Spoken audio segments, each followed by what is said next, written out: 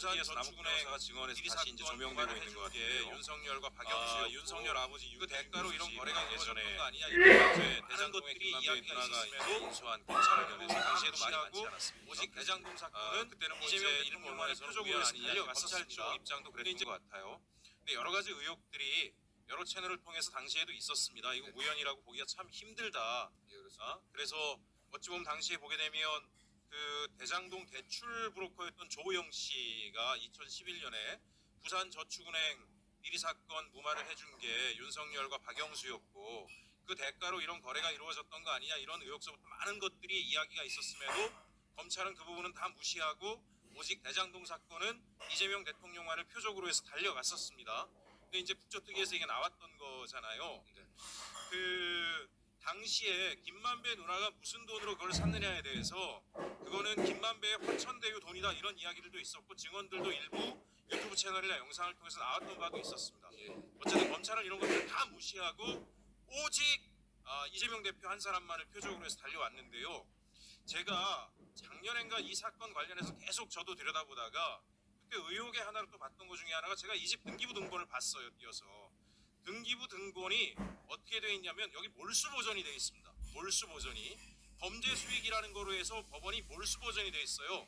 그러면 이거는 대장동 자금이다라고 법원이 본 게 아닌가라는 의심이 들었고 그러면 결국 이 돈이 김만배 누나의 개인적인 돈이 아니라 대장동 화천대유의 돈이 김만배 누나를 통해서 건너갔다라고 하는 것이 되는 것이고 윤석열이 대장동 사건에 깊숙하게 연루돼 있다라고 하는 하나의 증거가 되는 것인데 이런 것들이 왜 검찰이 모를 리가 없었는데 다 무시하고 이렇게 진행돼 왔을까?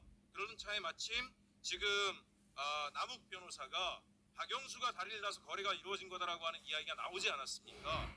그래서 장관님 오늘 마침 이제 부패재산 몰수부터 해서 여러 가지 법안들이 되는데 저는 이 사건을 다시 들여다봐야 된다는 생각을 합니다.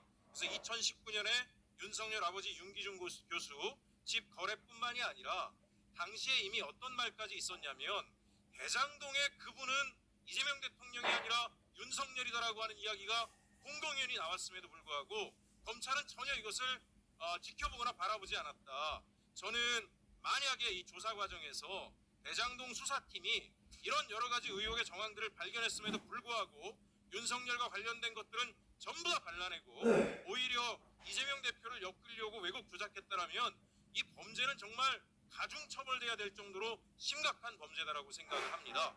그래서 장관님 이 부분에 대해서 어제 남욱 변호사의 증언까지 나왔으니 다시 한번 좀 법무부 차원에서도 이 사건 전체를 다시 한번 들여다봐야 되지 않을까 생각하는데 어떻게 생각하십니까? 예, 뭐 의원님 지적이 충분히 뭐 합리적으로 네. 의심할 만한 부분이 있다고 저는 생각하고 있습니다. 다만 네. 저희들이 어떻게 이걸 새롭게 파악할지는 좀 면밀히 검토를 하고요. 네. 저도 관련된 사건은 그 당시 기록들을 많이 봤습니다. 그 당시 사실 네. 부담스러웠던 점들이 있었던 거고 특히 이번에 남욱 변호사의 진술과 관련해서는 저희들이 면밀히 다시 볼 수 있는 그 방법 좀 찾아보도록 하겠습니다. 알겠습니다. 법원행정처장님, 제가 최근에 이제 법 개정안을 2개를 냈어요. 법원조직법 개정안하고 헌법재판소법 개정안을 냈는데 내용은 뭐냐면 지금 헌법재판관, 대법관, 특정 학교 출신이 2분의 1을 넘지 못하도록 법령에 정하는 법안을 냈습니다. 근데 제가 이걸 왜 냈냐면 헌법재판관님들 9분을 보니까 9분이 전부 다 서울대 출신이고 그중에 8분인가가 아마 서울법대인 것 같더라고요. 그 다음에 지금 대법관님들 같은 경우에 13분 중에 12분이 서울법대 출신이에요. 제가 이상했던 게 판사 임용의 비율이 어떻게 되나 봤더니 서울법대가 한 40% 내외 정도 이렇게 돼요. 지난 법원행정처장님한테 제가 여쭤봤습니다. 임용되는 판사가 출신 학교에 따라서 능력치의 차이가 많이 나냐? 그랬더니 당시 법원행정처장이 능력치의 차이가 없고 모든 판사는 양심과 법률에 따라서 공정하게 국민을 위해서 재판을 한다고 답변을 했어요.